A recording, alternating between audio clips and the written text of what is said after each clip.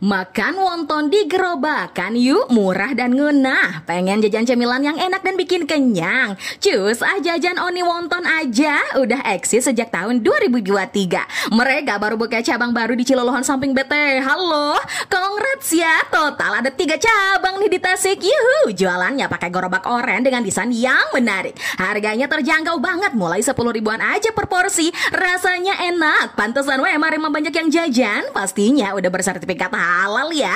Ada 3 varian wonton yang bisa dipesan nih. Kalau pengen kuah-kuah anget, bisa pesan wonton sup pakai topping pakcoy dan kuah kaldu yang hangat. Kuahnya gurih-gurih ngaldu. Iya mah, isiannya daging ayam, tulang rangu dan wortel. Kalau suka goreng-goreng, cocok pesan yang crispy-nya nih, krenyes dan kriuk kue teksturnya. Lebih mantep disiram saus asam pedasnya, jadi makin kaya rasa nih coy. Kalau wonton basah lebih pas pakai chili oilnya ya, bikin pedas-pedas wangi deh rasanya. Satu porsi isi 5 piece wonton nih. Kemon angga wonton Kak Oni.